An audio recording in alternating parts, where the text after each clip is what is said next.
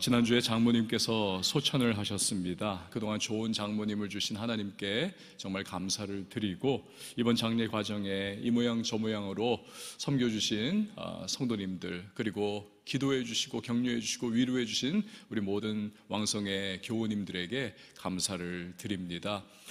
토요일에 이제 화장장에 갔어요. 그래서 시신을 이제 화장하는 불 가운데로 보내드리고, 이제 기다리는 시간이 한 1시간 반 정도였던 것 같습니다. 그때 그 공간 안에서 이렇게 대기하면서 장모님의 그 영정사진을 쭉 바라보면서 여러 가지 생각이 교차를 했습니다. 그런데 가장 떠오르는 두 가지가 있었어요. 그 중에 하나는 아이고 잘해드렸어야 되는데 그렇게 못했구나 라고 하는 그러한 후회의 마음이었습니다. 또 한 가지는요, 정말 제 아내와 저를 위해서 사심없이, 그리고 정말로 진실하게 기도해 주실 그런 기도의 어머님께서 이제 우리 곁에 안 계시는구나 라고 하는 그러한 마음이었습니다. 생각이 점점 이렇게 꼬리에 꼬리를 물더니 제가 대학교 때 돌아가신 할아버지 생각도 났습니다. 할아버님이 저를 굉장히 좋아하셨어요. 제가 이래봬도 길씨 집안의 장손입니다. 저에게 늘 기대를 하셨고 늘 따뜻한 미소를 띄우며 바라봐 주셨는데, 암으로 돌아가시기 전에 저한테 이렇게 성경책을 한 권 주시더군요. 그 안에 암투병하면서 힘이 다 빠져서 이렇게 막 흔들리면서 쓴 그러한 문장이 하나가 있었습니다. 훌륭한 목사 되거라. 이게 할아버님의 저를 향한 사실은 유언이었던 것이죠. 여러분, 유언은 무겁습니다. 무게감이 느껴집니다. 또 의무감이라고 할까요? 이건 꼭 지켜야 되는데, 그런 마음이 생깁니다. 그리고 책임감이 또 느껴집니다. 오늘 우리가 읽은 이 본문의 말씀은 예수님의 유언 아닌 유언입니다. 부활 이후에 40일 동안을 제자들과 지내시고 이제 하늘로 승천하시는 마지막 순간 그들에게 남기신 말씀이기 때문입니다. 그런데 이 말씀은요, 단지 유언으로만 마치지 않습니다. 하나님 보좌 우편에 앉아서 그분은 영원한 만왕의 왕으로 통치하시기 때문에 이 말씀은 동시에 왕명이라고도 말을 할 수가 있습니다. 세상의 왕들은요, 유언과도 같은 마지막 명령을 내릴 때 주로 어떻습니까? 왕권을 강화하거라, 그런 내용, 또는 내가 살아생전에 어느 땅 어느 나라를 정복을 못했다, 못다한 꿈을 네가 이루어줘라, 이러한 영토 확장에 관한 그러한 유언을 남기기도 합니다. 당나라의 당 태종은 이런 유언을 남겼다죠. 특별합니다. 너 앞으로 절대로 고구려 땅을 넘볼 생각 하지도 말아라. 이 당태종이 안시성을 정복하려고 했다가 패퇴하고 말지 않습니까? 그 과정에 또한 활을 맞아가지고 화살에 눈알 하나가 뽑혀버리지 않습니까?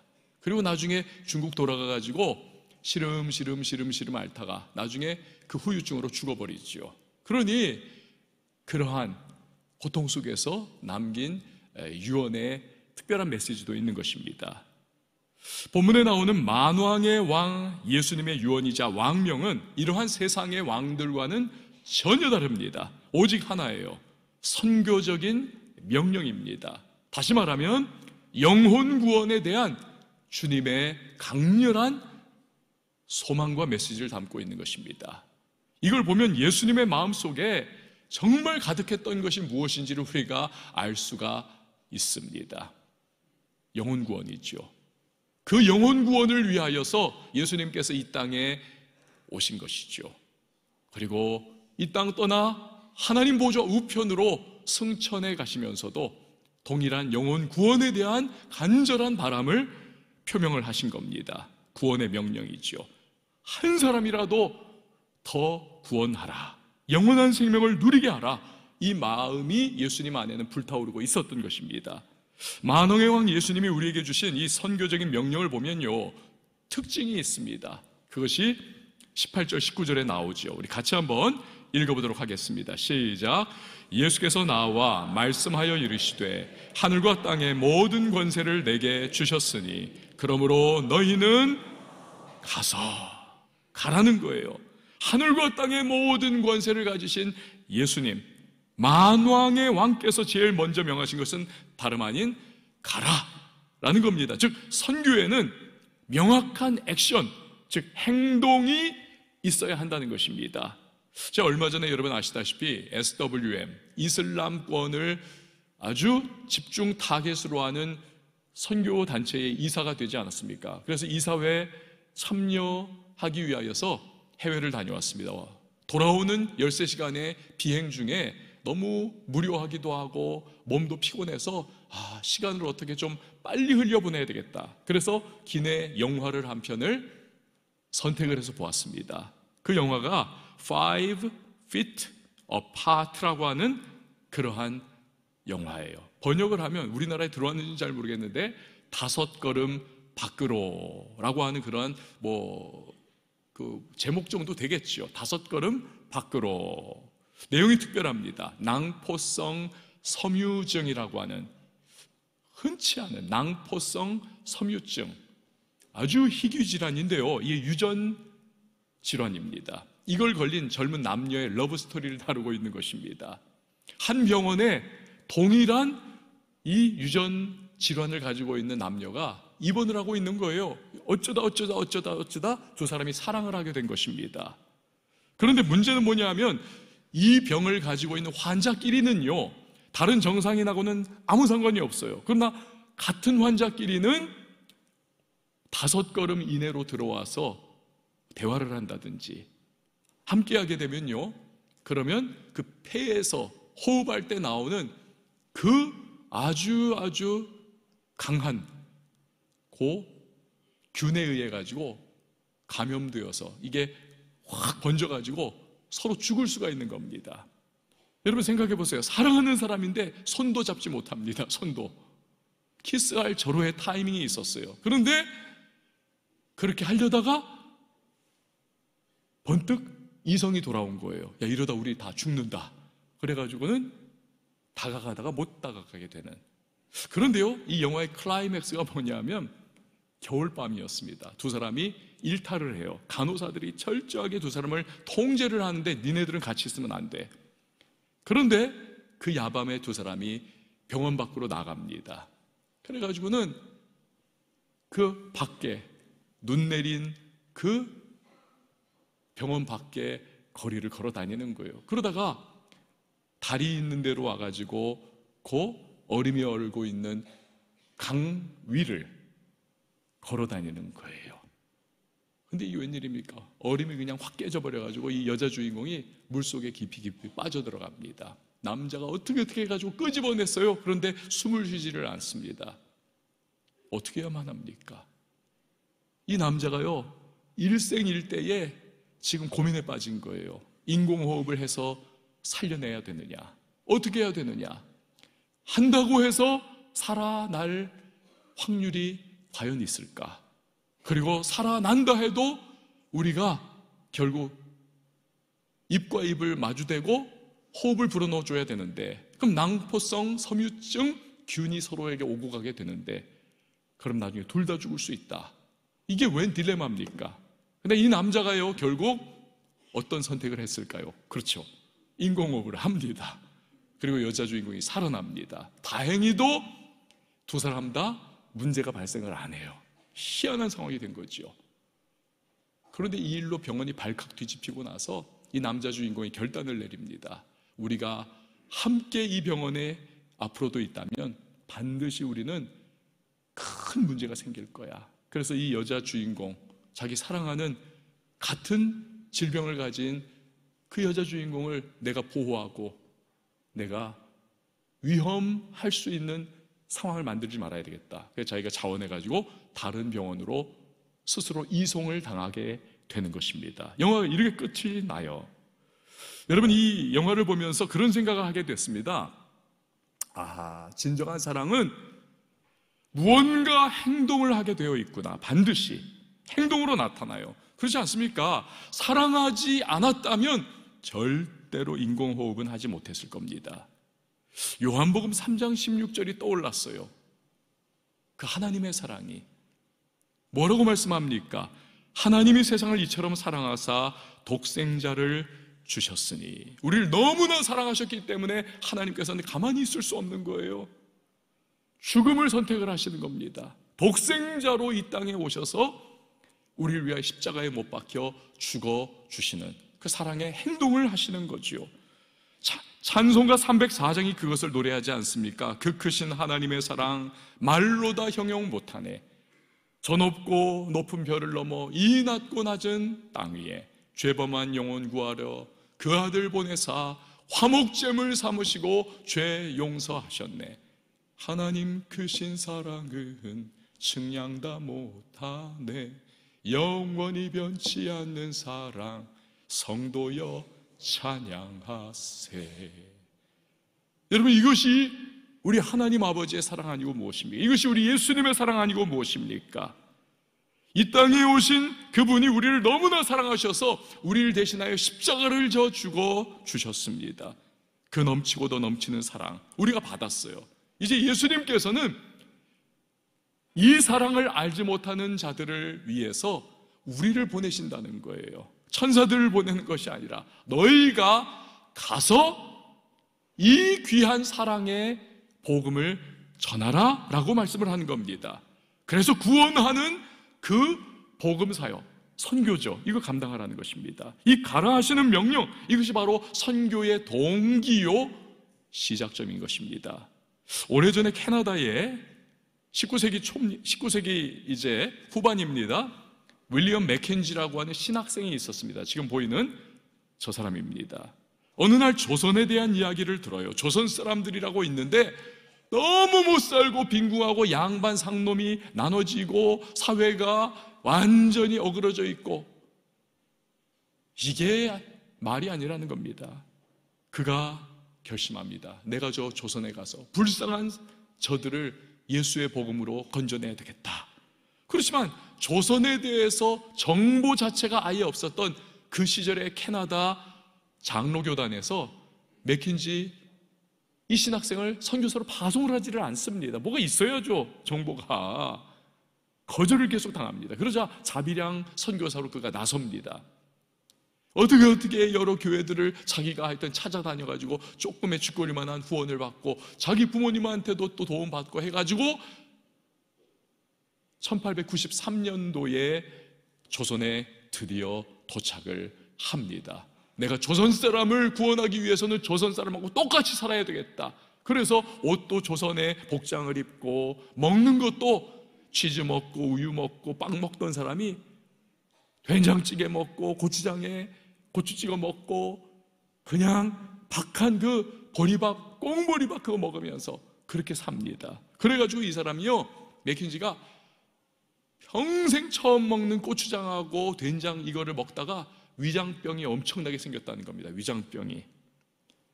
때로는 조선 사람들하고 농사일 하다가 일사병에 걸려 고생을 하고, 이 소식을 들은 언더우드 선교사의 부인 선교사님께서 야, 캐나다에서 맥킨지라는 선교사가 왔는데 너무 대견하다더라. 그래가지고는 격려해 주기 위해서 성탄절날 이렇게 포장해 보냅니다. 케이크 몇 조각하고 설탕하고 우유하고 치즈 같은 거. 그걸 열어보는 순간 이 맥킨지 선교사가 통곡을 했다는 거예요. 부모님하고 사랑하는 친구들하고 모여가지고 고국에서 그거 먹던 그 아련한 추억이 떠올라가지고 마음이 막 메어지는 것 같고, 부모님 보고 싶고, 아직 20대거든요. 몸도 너무너무 망가져 있으니까 고국에 가가지고 좀 병간해서 쉬고 싶은 마음도 생기고. 그런데 이거 먹었다가는 완전히 마음이 떠날 것 같더라는 거예요. 그래서 다시 포장을 묶어버립니다. 그리고 동네에 있는 아이들 다 나눠줘 버려요. 그날 이 맥킨지 선교사는 그 어느 때보다도 더 고추장하고 된장을 더 많이 먹었다는 거예요. 이렇게 헌신하고 이렇게 뛰고 수고하다가 결국 그가 조선에 온 지 2년 만에 1895년에 순교를 합니다. 몸이 완전히 망가져가지고 그가. 근데 이 소식이 캐나다 장로교단에 알려져요. 이랬다더라. 그래가지고는 엄청난 보전을 받고 선교에 불이 붙어가지고요, 캐나다 장로교단에서 조선에 무려 선교사를 200명을 보냅니다. 200명을. 여러분, 오늘날 대한민국 한국교단에 가장 교세가 크고 많은 교단이 어디입니까? 장로교단이에요. 바로 그 결과가 그런 겁니다. 하늘의 밀이 땅에 떨어지니까 그 왕의 명령, 가라 하시는 선교의 명령 앞에 순종하니까 이런 어마어마한 결과가 이루어지더라는 거지요.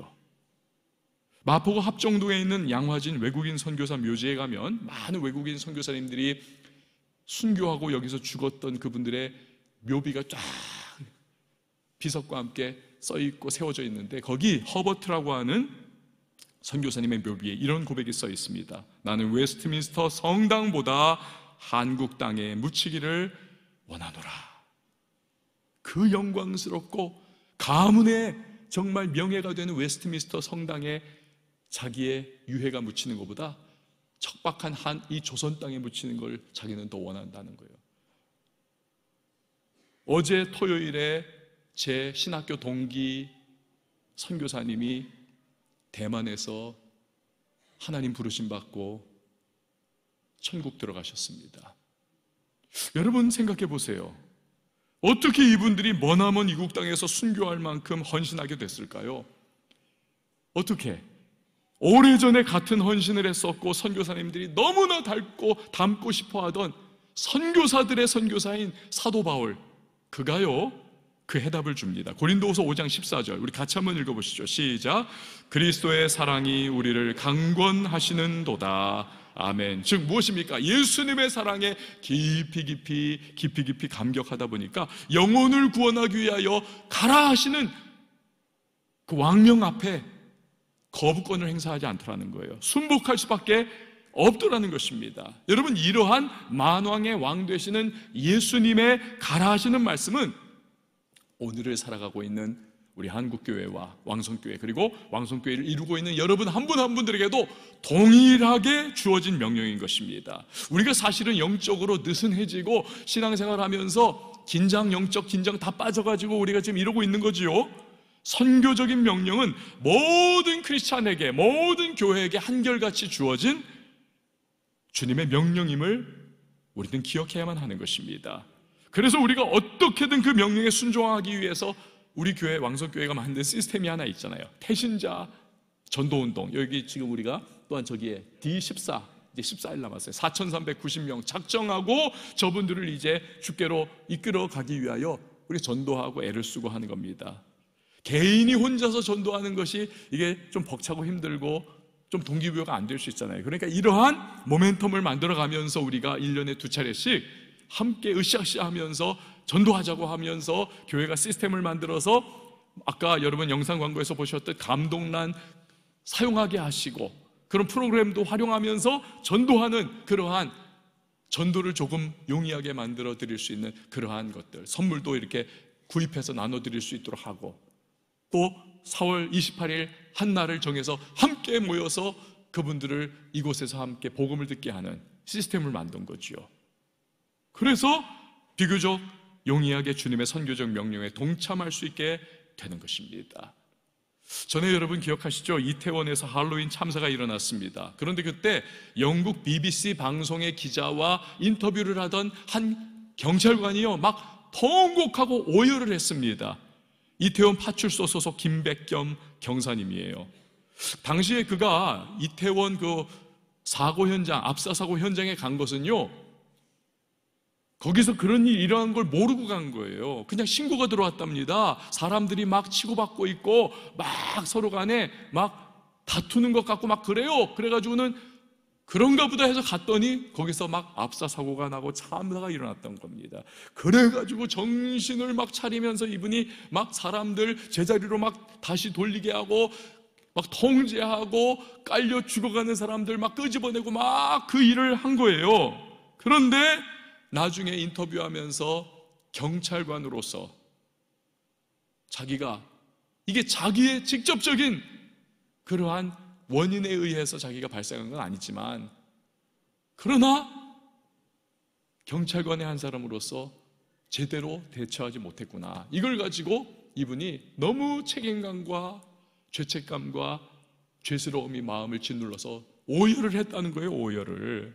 여러분, 저는 영혼 구원에 대해 생각하면 이분이 떠오르곤 해요. 나는 정말 이분처럼 영원한 멸망으로 가는 사람들을 향한 심장을 가지고 있는가, 아파하는. 사실 우리가요, 만왕의 왕이신 예수님의 선교적인 명령을 받든다는 것은 죽어가는 누구 한 사람, 그 육체적인 죽음을 겪는 누군가를 끄집어내고 살리는 것과는, 물론 그것도 귀하지만, 그러나 그것과는 비교할 수 없는, 이건 영원한 가치를 지니고 있지 않습니까? 여러분, 사람은 끄집어내서 살려도 결국 어느 때가 되면 다시 죽습니다. 그러나 우리가 누군가를 죽음의 영원한 죽음, 영원한 지옥, 예수 알지 못하여 영원한 형벌로 나아가던 누군가를 우리가 복음 전하여서 그 지옥행 특급 열차에서 끄집어낸다는 것은, 여러분, 그 사람의 영원한 운명을 바꾸는 것 아니고 무엇이겠습니까? 지옥 백성에서 하나님의 백성으로, 영원한 멸망에서 영원한 생명으로, 마귀의 종노릇에서 하나님의 자녀로, 완벽한 위치 이동, 완벽한 운명의 변화, 영원한, 그래서 무엇과도 비교할 수 없는 중대한 가치를 지닌 행동, 이것이 가라 하시는 주님의 선교의 명령, 왕명에 순종하는 우리의 모습인 것입니다. 짐 포트먼이라고 하는 분이 이런 말을 했어요. 교회가 잃어버린 이들을 멀리하면 예수님도 그런 교회를 가까이 하지 않으실 것이다. 저는 이 말씀 앞에 늘 우리 교회를 비춰보고 경각심을 가집니다. 그렇지, 구원하여 세상과 구별시킨 백성의 무리가 교회인데, 교회가 구원의 복음을 듣고 함께 모여 있으면서도, 그것을 경험했으면서도 그냥 우리끼리만 좋고 우리끼리만 해피하고 우리끼리만 이 구원을 누리고 있다면, 하나님께서 과연 우리 교회를 축복하실 것인가? 앞으로도 써주실 것인가? 하나님의 시선이 우리 교회에 머물러 주실 것인가? 촛대가 옮겨지진 않을 것인가? 이러한 위기의식을 늘 가지게 되는 것입니다.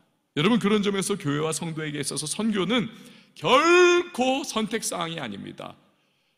왕 되시는, 만왕의 왕 되시는 예수 그리스도의 명령이요, 이 선교는 필수사항임을 믿으시기를 바랍니다. 이제 4월 28일 태신자 초정일을 기점으로 해서 우리 교회가 많은 태신자분들을 이곳에 모시고 우리가 복음을 전하는 일을 하게 될 것입니다. 그리고 그날을 기점으로 해서 우리는 하반기가 다가오기까지 교회가 계속해서 이 선교에 행진을 하게 될 거예요. 가라 하시는 명령대로 중고등부 아이들이 해외 단기 선교를 나갈 겁니다. 그래서 이 아이들이 거룩한 비전을 마음에 품을 것이고, 그곳에서 또 복음을 전할 거예요. 장년들도 여러분 아까 영상에서 보셨듯이 첫 번째는 국내 단기 선교를 지방으로 갈 겁니다. 그래서 미자립 교회들을 도우면서 그곳에서 전도도 도와주고, 임용 봉사라든지 뭐 이런 것들도 도와주고, 그 교회들이 또 여름 성경학교 같은 거 하는 것도 도와주고, 그 지역사회에서 그 교회가 자리매김할 수 있도록 도와줄 거예요. 그리고 또한 장년들 중에서는 일부가 15명 폴란드 바르샤바로 가서 그 우크라이나 난민들 난민촌 지원 사역을 윤상우 선교사님과 함께 하게 될 겁니다. 이 선교 그 학자들에 의하면요, 전쟁이라든지 뭐 하여튼 어떠한 특별한 일들이 발생할 때 이 사람들의 마음이 확 열린다는 거예요. 그렇죠. 생과 사를 눈으로 봤거든요. 그냥 먹고 사는 거에만 초점 맞췄던 삶에서 이제는 죽음이라고 하는, 죽음 이후를 또한 생각하게 되는, 과연 내세는 있을까? 천국과 지옥은 있을까? 이러한 신학적 고민을 하게 되는 겁니다. 그래서 마음이 부드러워지고 열리는 거예요. 그때 그들을 만나서 지원해주고 그들을 또한 복음을 전해주는 선교사님의 인솔하에 이 사역을 감당을 하는 겁니다. 너무너무 중요한 거죠. 수용적이 되어 있는 그들의 마음을 건들게 되는 겁니다. 저는 그래서 지금 이제 점점 그 15명 숫자가 차가고 있는데, 여러분들 중에서 정말 빨리 지원을 좀 하시는 분들이 많이 생겼으면 좋겠어요. 15명 넘어갔으면 좋을 것 같아요. 그래서 선교 담당 목사님, 목사님 어떡하죠? 15명 넘어서 너무 많이 지원해가지고 이거, 여러분들 중에서는 목사님 꿈 깨세요, 그런 분들도 계실지 모르지만 그런 마음을 가지고 있습니다. 청년교회도 인도와 에티오피아에 갈 겁니다. 이를 위해서 우리 청년들이 지금 막 알바를 2개, 3개를 뛰고 있어요. 선교비를 마련 각자가 해야 되기 때문에 제가 여러분에게 드리는 도전은, 일단은 우리 선교팀들, 중고등부, 장년, 청년을 위해서 여러분 기도를 좀 해주시길 바랍니다. 그래서 정말 하나님의 명령 앞에 순종하며 나가는 그들이 길이 순적하게 잘 열리고 만날 자들을 만나고 어려움을 잘 극복하면서 다녀오시는 무사귀환까지를 기도해 주시고, 2번째, 여러분 여력이 허락된다면 작은 거라도 우리 청년들 좀 지원 좀 해주세요. 먹을 거 사주셔도 되고, 1만 원, 2만 원이라도 좀 도와주시면, 그게 모이면은 또 이게 되잖아요, 볼륨이. 청년교회 교육자들한테 저가 한 2만 원, 3만 원, 5만 원이라도 도울 수 있을 것 같은데, 그런 부분들이죠. 얼마나 기특합니까? 정말 아이들이 지금 일하는 것도 힘들고 자기들 개인적으로 먹고 사는 것도 힘든 이 때에 정말 주님의 명령 앞에서 순종하겠다고 나아가는 그 모습들이, 우리가 지원하고 돕고 격려해야죠. 여러분, 성경에 뭐라고 말씀하셨습니까? 선지자에게, 선지자라고 하는 이유 때문에 물 한 컵 베풀면 선지자의 상을 나누어 받는다 하지 않았습니까? 저는 우리 가운데 그러한 도전 앞에서 정말 마음에 움직임이 있고 함께 기도하면서 또 함께 할 수 있는 분들이 좀 많이 생겨났으면 좋겠습니다. 지금 부담돼가지고 다 아멘 안 하잖아요. 여러분 한번 따라해 주세요. 가든지 보내든지. 여러분, 이 선교적인 명령은 예수 믿는 사람, 교회라면요 피할 수 없는 주님의 명령인 겁니다. 왕의 왕명인 거예요. 왕의 명령, 가라 그랬거든요, 오늘 이 말씀에.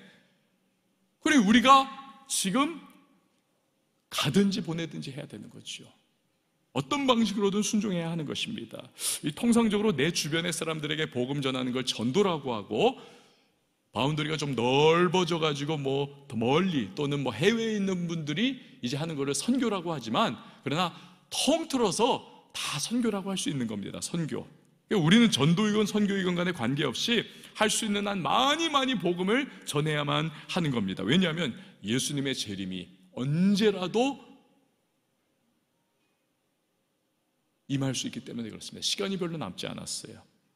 여러분, 또 한 가지, 저 사람은 안 될 거야, 여러분 이런 생각하지 마십시오.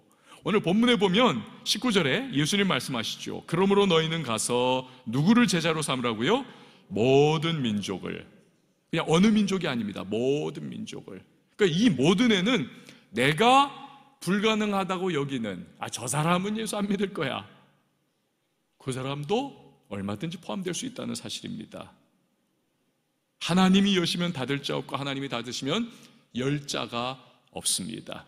영생을 주시기로 작정하신 자라면 여러분, 하나님이 그 마음의 문을 얼마든지 열어서 구원의 백성이 될 수 있다는 사실을 믿으시길 바랍니다. 우린 그걸 보잖아요. 우리 교회 안에서도 그렇지 않습니까? 여러분, 무당이 예수를 믿는 거예요. 무속인이. 우리 교회의 일입니다. 태신자 초청일에 우리 교회 권사님이 모시고 온 거예요. 무당을. 그 무당도 보통 무당이 아닙니다. 학습 받아가지고 그냥 무당 노릇하는 것이 아니라 진짜 귀신 받아가지고, 강신무 귀신 받아서 이분은 작두를 타는 분이세요. 영빨이 대단한 분입니다. 그런데 이분이 그분한테 전도한 우리 권사님도 대단하고 또 그 전도를 받아들인 분도 대단해요. 교회 나온 겁니다. 그래가지고는 예수를 믿게 된 거예요. 할렐루야. 여러분, 안 될 것 같은 사람이라 할지라도 되는 거예요. 하나님이 역사하시면. 6명을 도끼로 때려 죽인 고재봉이도 감옥에서 전도받아서 예수 믿고 이 고재봉이 완전 변화돼가지고 모범수가 되고, 이 사람이 사형을 당하긴 하는데 6명을 죽였으니까요. 사형 당할 때까지 그가 감옥 안에서 전도해서 예수 믿게 한 사람이 몇 명인 줄 아십니까? 1800명. 우리가 평생 가도 전도할 수 없는 사람들을 그가 감옥에서 사형수로서 그가 전도한 겁니다. 그러니까 하나님께는 불가능이 없어요. 하나님이 하시면 하는 겁니다. 순종하면 주님 역사해 주시는 줄 믿으시기 바랍니다. 어떻게 이런 일이 일어납니까? 오늘 본문 20절 말씀 우리 같이 한번 읽어보시죠. 시작. 내가 너희에게 분부한 모든 것을 가르쳐 지키게 하라. 볼지어다 내가 세상 끝날까지 너희와 항상 함께 있으리라 하시니라. 아멘. 그렇습니다. 만왕의 왕 예수님의 명령을 준행하는 자에게 주님은 성령으로, 능력으로 우리 가운데 역사하사 주님의 기적과 같은 일들을 얼마든지 베풀어 주실 수 있음을 여러분 꼭 믿으시기를 바랍니다. 그래서 성령의 역사는요, 이 성령은 선교의 영이세요. 1차적으로 선교의 영. 오순절날 성령이 강력하게 교회의 역사상 가장 강력하게 임하지 않았습니까? 왜요? 예루살렘과 온 유대와 사마리아와 땅끝까지로 내 증인 되도록 하기 위해서 선교의 영이세요. 그러니까 우리가 선교하고 가라고 하시는 그 주님의 명령 앞에 순종하면 성령이 우리의 삶 가운데 역사하시면서 기이한 일들을 일으켜 주시고, 안 될 것 같았던 사람을 변화시키는 능력이 나타나게 하시고, 그래서 여러분, 심지어 선교지에서는요, 죽은 사람이 살아나고 병든 자가 치유되고 기적의 역사가 막 불같이 일어나는 일들이 보고되는 것입니다. 사랑하는 여러분, 나의 한계를 뛰어넘게 하시는 성령의 능력을 힘입기 원하십니까? 만왕의 왕 예수님의 선교적인 명령 앞에 한번 순종해 보세요. 그 어떤 순간, 그 어디에서보다도 더 구체적으로, 더 직접적으로 성령의 동행하심과 능력과 역사하심을 경험하실 수가 있는 겁니다. 여러분, 자녀의 삶이 변화되기를 원하십니까? 자녀가 그냥 비전 하나도 없고 꿈이 없고 그냥 무기력하게 그냥 인생만 막 시간만 누수시키고 낭비하고 너무 속타는 부모님들 계시죠? 여러분, 단기 선교에 좀 보내버리세요. 거기서 이 아이들이 제3세계 뭐 아프리카 같은데 뭐 우리보다 훨씬 열악한 곳에 가가지고, 야, 내가 도와줄 수 있는 사람들이 있네, 이걸 경험하는 겁니다. 그리고 눈이 열리는 겁니다. 세상이 넓구나. 그리고 주님이 나를 여기서 또 이렇게 사용하시네. 그러면서 거룩한 꿈을 꾸고 비전을 갖고 자기의 존재 가치를 발견하는 것입니다. 그러면서 인생의 목표를 세우게 되는 것이고, 성령이 그 마음속에 역사하면 거룩한 꿈과 비전과 사명의식으로 꽉 차게 돼서 달라져서 돌아오게 되는 거예요. 눈빛도 달라지고 무기력하던 심령이 힘을 얻고, 자꾸 얘는 왜 이러냐, 얘는 왜 이러나 이러면서 그냥 속만 썩지 마시고 딱 결단을 내려서 한번 탁 보내버리세요. 그냥 청년부에 연락해가지고 여러분 자녀의 삶이 바뀔 수가 있는 겁니다. 여러분, 인생의 의미를 느끼지 못하는 분 계십니까? 주님의 가라고 하시는 선교적인 명령 앞에 어떠한 모습으로든지 간에 한번 여러분 자신을 한번 던져놓고 보세요. 내 인생의 의미, 이게 정말 귀중하다고 하는 사실, 주님이 정말 사용해 주신다고 하는 사실, 이걸 경험하면서 나와 세상을 바라보는 눈이 바뀌게 될 겁니다. 사소한 것에도 무너지고 좌절하던 인생이십니까? 주님의 부르심 앞에 한번 믿음으로 반응해 보세요. 담대함이 생기고요, 하나님의 사람이 되어서 믿음의 용장으로 살아갈 수 있는 발걸음이 시작이 될 수가 있는 것입니다. 사랑하는 여러분, 선교는요, 만왕의 왕이신 주님의 명령입니다. 거부할 수 없는, 반드시 수행해야 할 명령입니다. 그렇기 때문에 우리 신앙을 굳건하게 세우는 7 기둥 중에 하나, 그것이 바로 선교인 것입니다. 바라는 것은 저와 여러분, 그리고 우리 교회가 이 선교의 명령에 순종함을 통해서 주님이 예비하신 상급의 주인공이 되고, 또 날마다 성령님과 동행하면서 그가 주시는 거룩한 비전과 꿈에 사로잡히고 인생의 목표와 목적의식을 가지고 성령이 내 안에서 역사하심을 경험하면서 힘있게 인생길 예수님의 말씀 따라 달려갈 수 있는 우리 왕성의 멋진 성도님들이 다 될 수 있기를 예수님의 이름으로 축원을 드립니다. 우리 시간에 함께 찬양하도록 하겠습니다. 세상 모든 민족이 구원을 얻기까지 쉬지 않으시는 하나님, 주의 심장 가지고 우리 이제 일어나 주 따르게 하소서. 세상 모든 육체가 주의 영광 보도록 우리를 부르시는 하나님, 우리를 사용하십니다. 주의 손과 발 되어 세상을 치유하며 주 섬기게 하소서.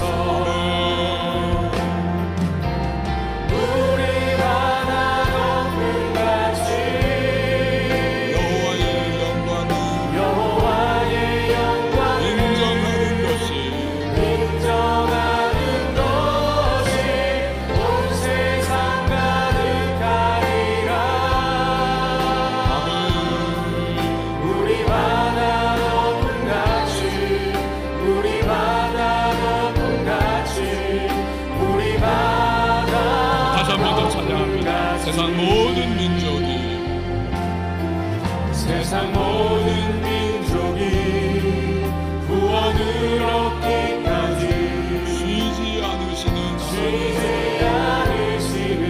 하나님,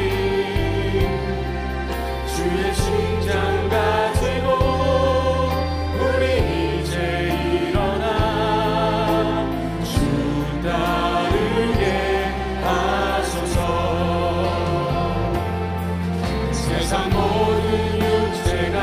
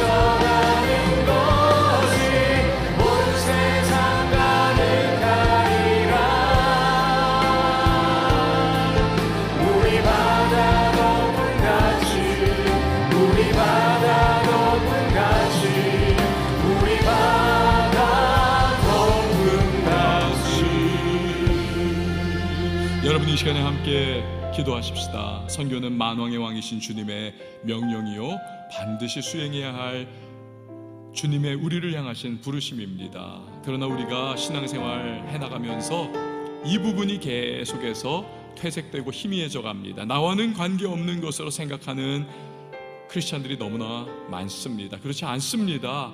모든 교회는, 그리고 모든 교회를 이루는 성도님들은 다 이 선교의 한 부분입니다.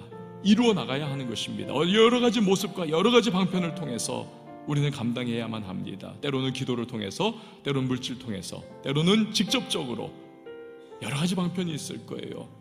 여러분 이 시간에 같이 기도하시면서 우리가 우리 신앙을 굳건하게 세우는 7기둥 중에 하나인 이 선교적 부르심과 명령 앞에서 우리의 감당해야 될 부분들을 감당할 수 있도록 도와주시고, 늘 잊지 않고 퇴색되지 않은 주님의 사람의 신앙의 모습을 우리가 가지고 그 부르심 앞에 믿음의 예스, 아멘이라고 하는 고백 가운데 순종함을 통해서 주님 부르심의 상급의 주인공 되고, 또 성령께서 날마다 우리의 삶 가운데 역사하시는 그러한 살아 움직이는 하나님의 사람으로서의 삶을 살아갈 수 있도록 도와달라고, 내 주변에 예수 알지 못하는 분들에게 예수 그리스도를 전할 수 있는 힘 주시고, 또 특별히 우리 가정 속에 주님 알지 못하는 누군가가 있다면 기도 가운데에 하나님 그에게 예수를 전할 수 있고 그를 영적으로 끌어갈 수 있는 능력 부어주시고 함께 해달라고, 자녀들의 삶이 또 변화되기 원하십니까? 주님 알아가게 하시고 그들로 하여금 예수로 말미암은 하나님 삶의 의미와 비전의 사람, 꿈의 사람 될 수 있도록 주여 도와달라고, 내가 또한 그를 위하여 기도하며 이끌어갈 수 있도록 함께 해달라고, 이 시간 우리 다 같이 말씀 기억하시며 주님의 이름 한번 외치고 기도하며 나갑니다. 주여 하나님 아버지 감사합니다. 전능하신 주 하나님 아버지, 오늘 우리 신앙의 7기둥 가운데 마지막 선교의 부분을 함께 나누었습니다. 우리를 주님께서 부르셔서 예수 그리스도 알게 하시고 그 사랑을 경험하게 하셨습니다. 이제는 그 사랑을 주님의 아들이라고 바라보며 원하십니다. 하나님, 이것이 남의 이야기가 아니고 바로 나의 이야기로 우리 교회의 이야기라는 사실을 늘 기억하며 만드시는 그 사랑을 잘 감당할 수 있도록 도와주시옵소서. 하나님, 그리할 때에 성령의 능력을 경험하게 하시고, 아울러서 하나님 아버지께서 하나님 우리에게 이 모양 저 모양 하나님 감당할 수 있는 권장이 있게 하시고, 하나님 아버지 우리들 주변에 예수 그리스도를 증거하고 복음을 흘려보낼 수 있는 주님의 사람들이 될 수 있도록 도와주시옵소서. 하나님 아버지 기도로서 물질로서 또 우리가 직접적으로 감당하는 여러 방편 속에서 하나님 아버지 우리를 도와주시고 삶의 자리 현장 속에 감당할 수 있도록 반응할 수 있는 능력을 나눠 주시고, 아름다운 상급을 나누어 받을 수 있는 주님의 사랑을